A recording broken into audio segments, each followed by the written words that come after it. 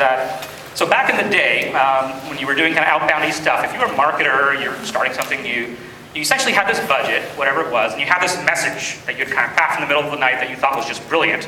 And then you use your budget to kind of spread the message as far and wide as possible and hope that some small fraction of people that cared would actually come and buy something from you or do whatever it is you wanted them to do. The nice thing about inbound marketing, all this new stuff, is that it's great for startups.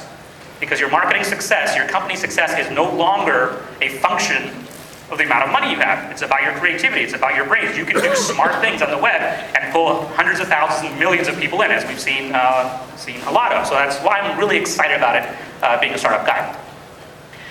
It gives you leverage. So this is the interesting thing. If you were a startup 10 years ago, doing software, doing whatever it was, one of the things you would do is you would go off and try and hire like a sales team and a marketing team, and you would do this. And the nice thing about the internet is it actually benefits small businesses and startups disproportionately, right? So now you can actually go up against bigger guys, people that have big brands, people that have 14 people who are out flying around trying to sell customers. You actually have a chance of winning now, which you didn't have 10 years ago. So that's very exciting. It gives you leverage, essentially. And this is the most important thing, is you don't have to be schmucky anymore, right? So if you're a startup person, if you're an entrepreneur, it's like, one of the things lots of people will tell you, including me, is that you have to sell stuff, as it turns out. You don't have to hire a VP of sales. You shouldn't hire a VP of sales early on. You should learn how to sell stuff. Well, as it turns out, selling stuff is painful. Marketing stuff is painful. We don't like that. I'd rather be writing code. You'd rather be writing code or building websites or doing whatever it is you do. Usually on most people's list of things to do, like sales and marketing is at the very, very low end. It's very, very painful. The good news is, the reason it was painful is because you had to be schmucky to do it. And we're not particularly good at that as a group. So that's one of the things I like about it. All right. This is a little bit strategic. I'm going to spend a little bit of time on this. So if you were, and I'm all for build a great product, and you guys have read many, many places, and it's true, that obviously you should focus on your product, and hot dog stands need hot dogs, and all that kind of good stuff. What I'm going to talk to you about now is that, okay, well, assuming you have a good product, you all know that you can't just stick your website out there and it's going to automatically get traffic and you're all automatically going to succeed. You're too smart for that. You know that. I'm going to take that a step further and say, okay, so let's say you build out that startup, you get that product right, it's a relatively good product, and you're iterating and you're doing all the right things, and your offering is cool. The nice thing about building marketing as an asset is that it builds this barrier to entry. And people love it. Investors love it. You will love it because it will essentially help you continue to grow. Because if you do something that's really, really cool, other people are going to want to do it and make money as well. So the nice thing about marketing and inbound marketing overall is that the investment that you make essentially kind of builds this barrier to entry. The VCs love calling it barriers to entry. It's a fancy way of saying it's hard for other people to do stuff that you've done. The product is great. If you can build a great product, that's a great barrier to entry. In addition to that, marketing serves as, so I'm an angel investor in a dozen companies. And if I look across them, the ones that I think I'm going to make money on are the ones that pulled this stuff off well. All of them are building cool products. That's why I invested. But the reality is that if you can kind of come up with, you have traffic, you have links coming in, you're ranked, all this stuff is happening.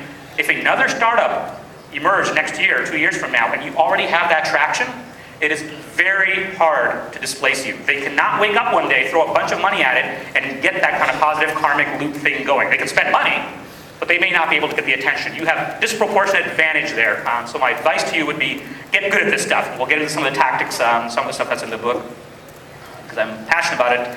One of which is, if you are doing a software startup, which I'm a software startup guy, don't write a business plan, please. Don't do that. I've been through business school, and we've never written a business plan at HubSpot. We've raised $33 million. I've talked to a bunch of people that haven't written, and the reason not to is because nobody reads it, including investors, including your spouse, including friends, including your management team. Nobody will read your business plan. But you should blog. In fact, you should be writing a blog before you write your first line of code. And you should be putting stuff out there, putting your ideas out there. And the most common argument I get when I put this slide up about blogging is like, well, Dharrmesh, aren't I giving all my secrets away? That's crazy talk. And my answer to you there would be, stealth mode is not for startups, that's for fighter jets. So I'm going to leave you with this on this particular topic in terms of why you should be marketing early, before you even have a product, is that you're overestimating the risk of someone stealing your idea. Most entrepreneurs overestimate the risk of talking about their idea. In fact, the way life will turn out is that you've got this idea, you start this team, you con somebody to becoming a co-founder, you get smart people to do irrational things and join the team. All that stuff starts to happen. The reality is, even the people that are really close to you, you're going to have an awful hard time, even though you're writing them paychecks, convincing them to pursue your idea. The odds of some random person waking up somewhere, it's like, you know what, that's pretty good, I'm going to go do exactly that, are slim to none. It just doesn't happen in the real world. It's nice to kind of be paranoid about it. There's lots of things to be paranoid, but that's not one of them, if you're a startup dude or dudette. All right, so let's talk about SEO.